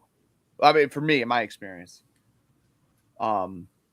Yeah, I use mostly braid. Like I only have, like my finesse setups, they're fluoro, but just about everything else, I only have one thing with heavy fluoro on it, and I say heavy, it's either 15 or 18 pound. But everything else, I run braid because our water's so dirty here. First of all, so muddy, not dirty, not but deal. muddy. Do you even run a leader? Do you run a leader on it or no? No, that's just another. And no knocking anybody who uses. No, I hear you. Yeah. Leaders and shit, Ryan, but that's just another weak spot in the fucking line for me. So that's my apprehension of it. Is like then you got two more knots you got to worry about. And you know, I'm pretty proficient with my knots, surgeon's knot, except for the fucking what's the one that got real popular there? I tried to tie that bitch 1,000 fucking times and could not. I drove myself batshit crazy trying to tie that. What's that? Is it the FP or FP knot or whatever it is. Yeah, it's like the braid the leader one is an FP. Like a bobbin to twist it and fucking. Like that's what you do. That's what you do with the tippet for fly line. I had line in my mouth between my toes and shit trying to tie that motherfucker. Fuck that. But I use like overhand knots will be fine. Yeah, just keep going. Just keep cinching it. Yeah. If you can't tie knots, tie lots. That's it. But you're talking about double uni's good too. I use, what do I throw? I throw either some soft plastics, a swim jig, or a finesse jig. I run fluoro for everything because I barely do anything else. If I'm running a whopper flopper or a frog, I'll use mono. But everything else is just fluoro line anyway. You don't use braid at all? No. I don't either. Why? What if you like flip into like I don't want Drew co-signing me because 80% of his videos Drew just fishes worms. That's it. 7-inch fucking 7-inch worm. That's it. Thing too, you got a whole tackle box full of new shit. There's one worm. That's another thing too. There's so much fucking timber where I'm at. Like I couldn't imagine. I mean, I flip some of my lighter fluoro on the outskirts of it every once in a while, but you want to get deep back in the shit. I'm fucking throwing a tow cable back in that motherfucker. I'll pull a tree out of the bank. Yeah, I'm with you, Ryan. I use braid to fluoro leader for pretty much most of what I do. Yeah. I think my lightest braid is 40 pounds. Everything else is 50, I use heavy braid. 60, 50, crankbaits on 60 fluoro, pounds. everything else on braid, the leader. Even your jig? I mean, your swim jigs and stuff? Yeah. Oh, swim jigs, I'll go straight braid. Really? Okay. Because I'm usually doing that through like heavier grass. If it's a regular jig, it'll be like a 17. It's like 30-pound braid to a 17-pound fluoro leader. Are you guys using black braid or what? Or does it? You don't care? Green pumpkin. I think is usually. Yeah. Okay. I use that stuff in 332 braid a lot. That green Power Pro. I was just tell you what though, Bro does a deal every year. I might have to switch it up this year, I guess. Not I. I don't let these motherfuckers peer pressure me, dude. I'm a DARE graduate. I have no problem saying it. When it comes to knots, Sarah's a wizard at knots. She ties all my leaders because I still struggle at it. She's really good at it. So break off on the boat, you're like, well, fix that, we go. Yeah. And you could blame somebody else too. That's nice. It's like your blunt roller, except she ties knots. Yeah. You get home, you're in a bad mood. She's like, "What's wrong, honey?" Well, I don't know. I lost 3 fish. You tell me what's wrong, lady. Right here. Sarah's the best. Bro does a deal every year where you can get their braid for like $4.99. So if you want to try braid that's decent next year, maybe you can swing that. Not I, buddy. Not I, buddy. Hey, it ain't gonna be me. Peasants can afford ain't gonna be me. You gotta remember, Will's a public servant, so he's on a tight budget. If Hook said Hoodlums makes me a public servant, then that's fine. Oh, Ken disappeared. What, is computer short out? Anyway, listen, I turned to bait casters about 5 or 6 years ago. That's the last upgrade I'm doing in fishing. So just so you know, that's it for me, buddy. I ain't switching to braid now. I ain't trusting you guys for nothing. I do what I want. Yeah, there's no way it works.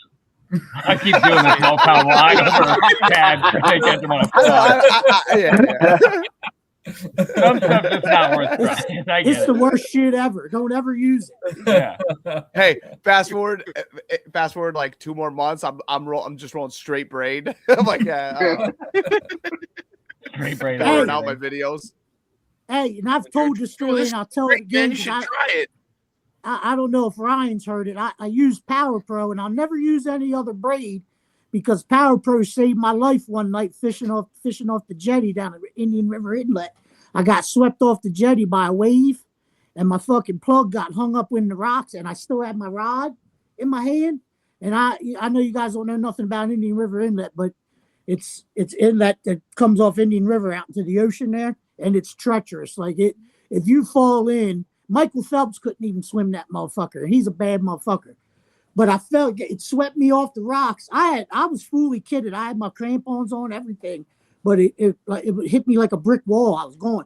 I didn't even have a PFD, but I got one after that. But trust to believe that.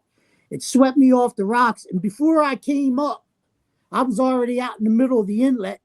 I still had my rod in my hand, but my plug had got hung up in the rocks.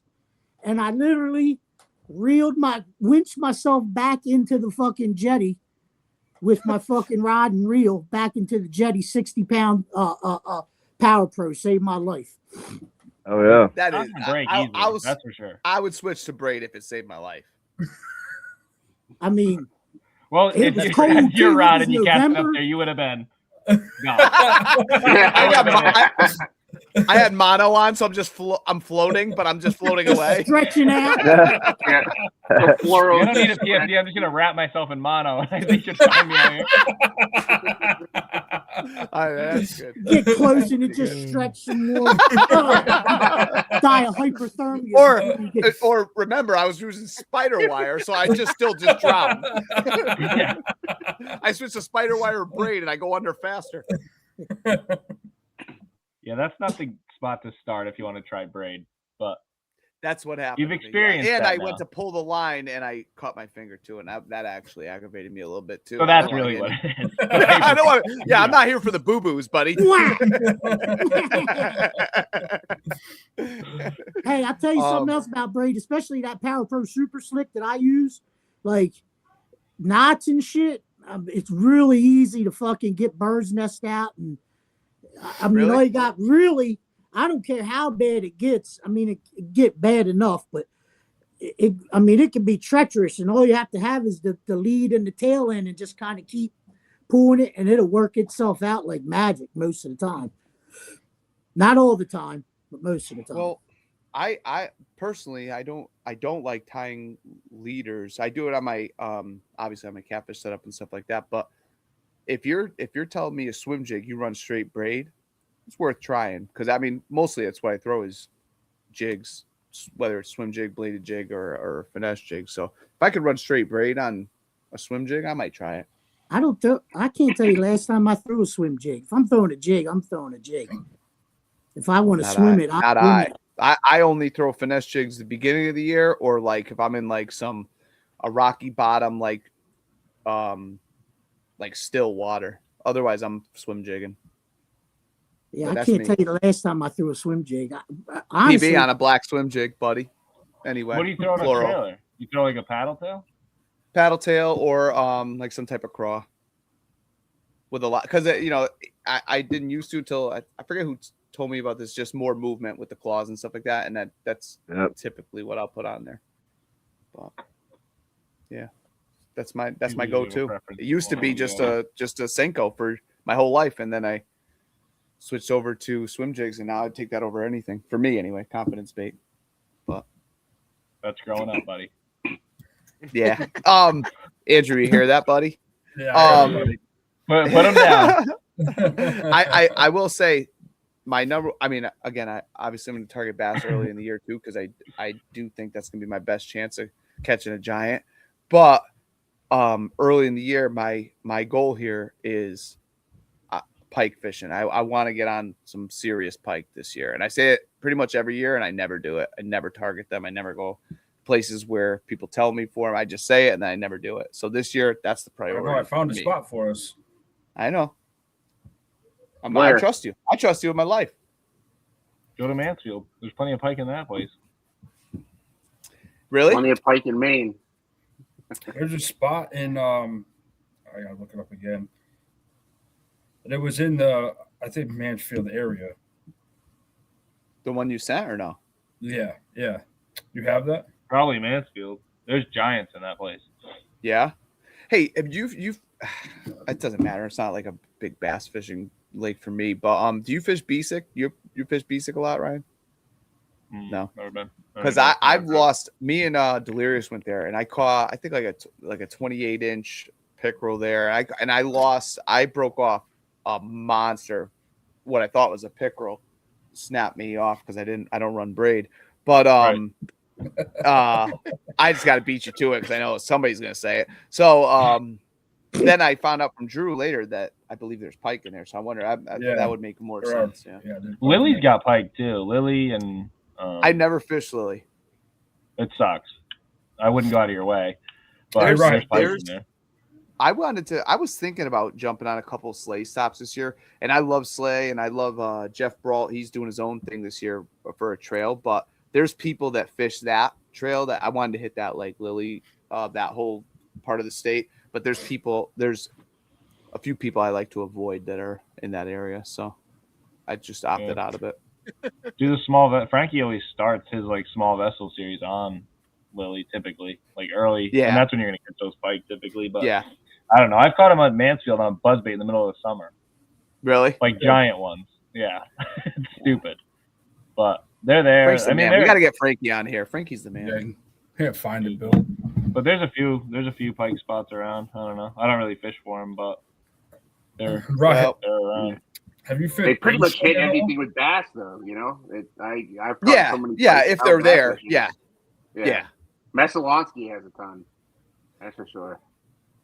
Mesalonsky also has a ton of smallmouth. Yeah, it does. Yeah. I'm Ryan's personal photographer on that lake. We've all been Ryan's personal photographer. I'm trying to fish. He looks over. Hey, you got a camera? Yeah. Well, yeah, I got to take a picture of my fish. So yeah, I got a pretty good size smallmouth. What did Joe evaporate? Where did he go? He got a computer virus. He disappeared. Fucking half a month. He's got to change his dog's diaper. Don't do that again. No, I felt bad about that all week. He's rolling up the ham. I felt bad about that one all week. We just talked a bit. Yeah. Anyway, Drew, what were you asking, Ryan? If you fished what? Bashan? Yeah. No. If I can avoid it, I will. I know there's big fish in there, but it's a numbers place typically, but I don't usually catch big ones. But I know that there are big ones there. I caught a couple good ones there one time. Yeah. The pond that Bill ran around 543 times in a day is pretty good. Oh, my ultra marathon? Oh, is it? Have you ever been there? No. Where the Lake Warmog? Okay, we don't need to say it out loud, but yeah. Beep, beep, beep, beep. That's right. I ran a 50-mile run there. That's more impressive than any fish we're gonna catch there. I did a 50-mile race in less than 11 hours. I don't know. You could beat your PB there. I promise. All right. Well, don't say that. I'll be there. I certainly won't run another 50-mile race there. I can tell you that. And bring braid with you. Yeah. Bring some of my friggin' legs on that race. But there's a ramp on the other side, but it's like private. You got to pay yearly, so it doesn't get a ton of pressure. But you can wheel in from the state park side down that hill if you have wheels for your kayaks, and that place. Well, if you haven't seen Will's videos, what Will does, he just pulls up and stops short, and the fucking kayak shoots off the front of the fucking he's good. The street. I got. He sits in it and gets Andrew to fucking run it. He just launches like an ejection seat. I just got Batmobile. like the bat cycle. He just launches right out of the fucking car. I just got a trailer. To put on my Jeep. And when I went to go pick up my my Jeep, I started up and I was like, I never had a trailer hitch before. And I said, this sound crazy to you? I said to the guy, and he goes, what do you mean? I said, it doesn't sound loud to you? Is that the hitch rattling or something? And he goes, nah, I don't think so. This wasn't the guy that did my Jeep. The guy that did the hitch shook my hand and got his car and fucking took off. So I'm like, this thing is loud as hell. This is at a real place, by the way. I won't say it yet because, but they, so I'm like, it seems loud. He's like, no, he's like, they run the wiring. Maybe I said, what did they cut some of the under part away? So it's like louder to me. He's like, I don't know. I'm like, all right, whatever. I said, whatever. I'll see. I pull out the parking lot, get right on the highway. It's like, brrr. I'm like, this motherfucker's like steal my catalytic converter or something. So I call him. I'm like, bro, I'm getting off the exit. I'm turning around. I'm coming back. Like, something's wrong with my Jeep. Turn around. Dude, this motherfucking crackhead, it's a real company. You have to lower the exhaust and install the hit, whatever. All the bolts at the manifold severed.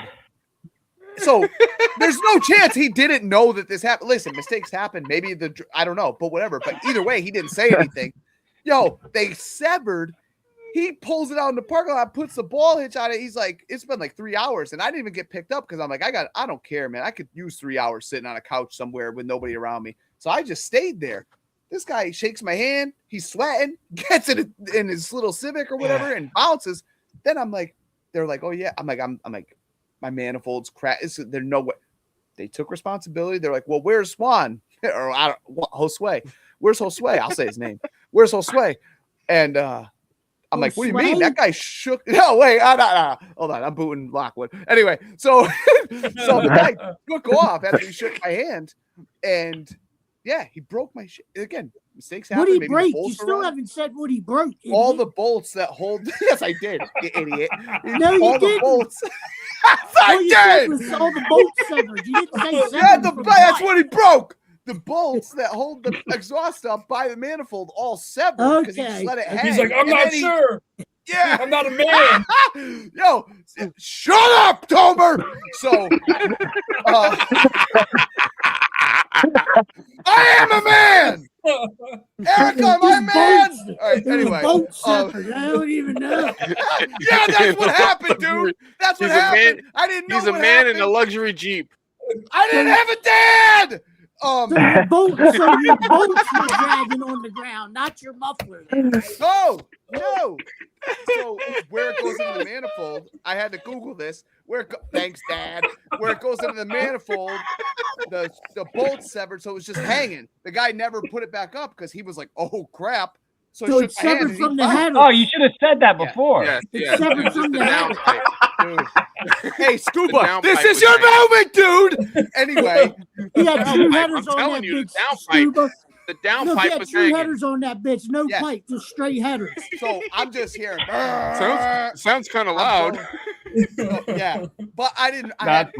You're good. Keep in mind.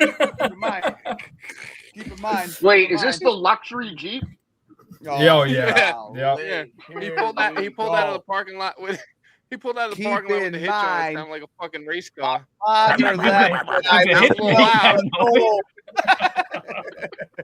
It's the luxury lesbian Jeep. Yeah, I'm an ally. Keep in mind, I didn't fucking know anything about anything. No, keep in mind, I hadn't accelerated. As soon as I accelerated, I'm like, oh my God. We're going to see Bill morph into a lesbian eventually. He's going to get the coupe ally. Start wearing a bunch of turquoise. I'm an ally. It doesn't matter. I actually am. I am an ally. That's all I'm saying. So they made it right. Me too. They made it right.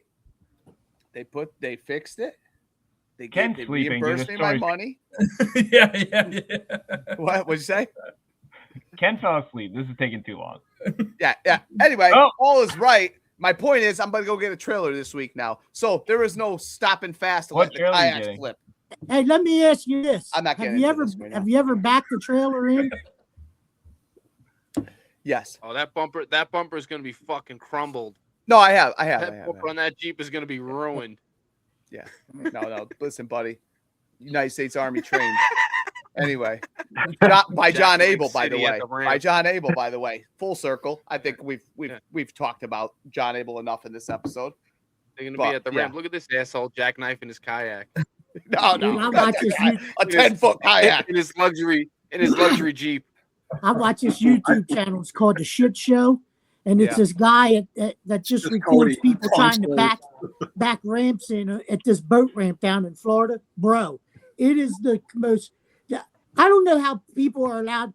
First of all, I don't know how people are allowed to buy boats without taking a lesson in backing a trailer in first and foremost. Yeah. Secondly, fucking learning how to drive. Look, if anytime past 1974, you gotta get a boater's license, but it's just a class. There's no hands-on shit, so you just sit there and fucking fill in the blanks, and you're good. And you're supposed to be able to drive a boat. I'm telling you right now, it is one after the other. These jackasses fucking wrecking into the. They have no idea boats don't have any brakes. They have no clue. They panic and woo, fucking motherfuckers fly out of it. I know that was a big. Sean used to always talk about like all the holidays, like Labor Day, just watching people back in, just hammer, just crash their boats into the docks, jackknife their trip. Yeah. I personally think it's harder to back in a smaller trailer than it is a big. It is. By far. By far. Yeah. Way harder. They turn on a dime. They turn on a dime, short wheelbase. Yeah. Shorter the wheelbase, shorter the trailer, harder it is. Maybe all you That's guys. Why you put extensions. Look at Billy starting to freak out. He's like, Look, all Will's gonna do is he's gonna come in. He's gonna bring wheels with him, so he takes it off the trailer in the parking lot, puts it on the wheels, and the wheels are on the way. That's not a bad idea. He's like, I'm not bad idea. But I'm still targeting Pike. I might have some wheels this early on in the year. Yeah. Bill's backing in. Drew's back there picking up the trailer, straightening it out. There's a lot of attacking me here going on in this show today. I know Drew's happy, but I gotta work. I love it. Just kidding. I could see Bill now shooting into the lot at 30, just fished the kayak off the fucking trailer into the water. This guy's got Wi-Fi. All of a sudden, he's shit on me. This is crazy, dude. Everybody's attacking Bill. Hey, guys, when you see me out there, don't even wave, okay? I'll be the guy fucking with giant-ass fish and a cool trailer, okay? That's all you got to know. Okay? And Berkeley Trilene, 15 pounds. I don't use Berkeley Trilene. 1987 DuPont Berkeley Trilene. Yeah. In lime green. Hey, Drew, it was an 8-pounder. It was an 8-pounder. We got to get on here. We got to get Brutus on here, actually. ASAP, not matter of fact. Let's little talk shit to him or something. Yeah, he can handle it. Me, I've had enough. we could talk about how he passed out on the back of fucking what's his name's boat. Oh yeah. Hey, real fast, and then I gotta go. When Brutus and Miguel came, I wish all you motherfuckers could have seen. I already know where you're going with it. Yeah, jumped in that fucking the junkie fucking serial shitter that shits all around that bridge down there all the time. When fucking Miguel stepped in that junkie's pile of shit. I'm telling you right now, my man is getting ready to fucking go out. He went from, nice Latino fucking olive skin color to straight fucking ghost white. Just ghost white. He's trying to talk and he's going. I was like, oh, the junkie shooter got you, Miguel. And the more he tried to get it off his foot, the more it spread and released the fucking. Oh, God damn. Oh, man. Miguel, you're so soft, dude. You can't even step in junkie feces without gagging. Fucking four-ply. We're paddling up. We're paddling up the creek and it started to drizzle a little bit. And I'm paddling up. And I don't hear Miguel behind me. I turn around and look. That motherfucker's turning around going. I was like, going up. I was like, where are you going? He was like, it's raining. I was like, it's not. It's drizzling for one. For two, who cares? It's 92 degrees out. It's raining. What the fuck? You gotta fucking hit shelter real quick. This guy. Miguel's gonna melt. Yeah, we gotta get Miguel on the show. me and Cody go out, and it's a fucking a tsunami hits. It's thunder and lightning, downpouring rain, and he's like, "Oh, I looked at the radar. It's gonna pass real quick. Don't worry." Fucking boat's That was when you guys were water. Did you guys have to put it up on the bank for a little while? Yeah. Was that same time? Yeah. Did we put it on the bank? Yo, I've been back there where I've had to fucking get on the bank and turn over and get underneath the canoe while golf ball size hail was hitting that thing, putting like I was getting shot at. The dents on the canoe were like doo, doo, doo, doo, fucking right in my face. Holy fuck. My face. I get off when it starts lightning. That lightning scares me a little bit. Yeah, we had lightning that night. It came in, it went away, and then it came back, and it was like, "Oh, I think it's time to go." I told you, I said, "Look, that motherfucker gets behind us, we got to go." Because if you're out on that body of water, and it's what direction would that be? Never eat still. Everybody was kung fu fighting. Look, you can say the storm's coming north, right? Say the He teaches storm's karate blowing with a compass. northeast or northwest. If it ends up behind you on the southerly side of The new Karate Kid. Because that body of water, I mean, it's not even that big, but it holds a lot of fucking energy because of the width, the trees around it, and the depth of it. If that storm gets close to it, that body of water is going to pull that motherfucker right in, and then it comes up that motherfucker like a freight train. Those trees start. I had a tree fall right behind me. I think it was last year. Way up on the bank, that motherfucker blew up like a Scud missile hit it. It was like 60 foot tall. And it fell right behind me, dude. The shrapnel flew. It hit me in the back of the head and shit. It was wild, bro. Mother Nature was like, he's a threat. Had to take him out. Hey, this is a little inside, but Drew, you remember when we first launched, like 5 minutes into the Crumpton trip, when I went into that little channel? Yeah. And he's Yeah, like, you "You're done, son. You're finished. Yeah. You scared Your me. trip 'Cause is over. You're dead." I've seen so many fuckers. I've seen so many people, and myself, fucking flip in that little gut right there. But I forgot you were in a kayak. It's a little bit different. Dude, But he was trained by I'll be John honest. Abel guy. No, right? no, you guys use too many names around here, dude. You guys use too many names. Anyway, He's pro. John Abel taught him how to back the trailer and fucking reconnect They're the allies, backhoe dude. They're allies. and fucking paddle a kayak in and- class 5 rapids. And fighting a war. Don't forget And that. fighting Thank a you. war. Thank you. That's all I Yo, got. Arble Thank you, John was a Abel. tough SOB, man. Hey, Yeah, just so you know, just so you know, Arble was driving the Bronco that night. Arble was the wheelman. Don't do Dude, this. we gotta go. All right, we gotta go, guys. That's it. I would never bring John. Why do you call him Arble? That's what I call him, Arble. Okay. Boys, I'm out of here. Just let me tell you something. Don't let your meat loaf. Love yous. See ya. All right. Keep your gate up, Cody. Ryan, congratulations on a top 5 finish. Absolutely incredible. Chris, so good to see you. Rodney, thanks for coming on. Obviously, you're on it. You and Scuba are on it every week. Boys, Andrew, Ken, not so great. Everybody else, great job. Hey, where can we get one of those hats, Will? Oh, What's going stay on, man? tuned, buddy. Don't There meet might you be at a mega Longhorn. drop. There might be, yeah, Longhorn. Yes, that's actually good. That's good, Longhorns. There might be a Awesome. mega drop coming soon with multiple things. I don't know. You didn't hear from me. I'm just a fisherman. I'll talk to you guys. Thank you very much for coming. Let's end this recording. Hooksandhoodlums.com. Ryan and I fishing. Maniac Bass. Let's do it, guys. You know who it is. Let's go. I'll put it in the thing. I think I won't probably, but all right. Thank you. Later.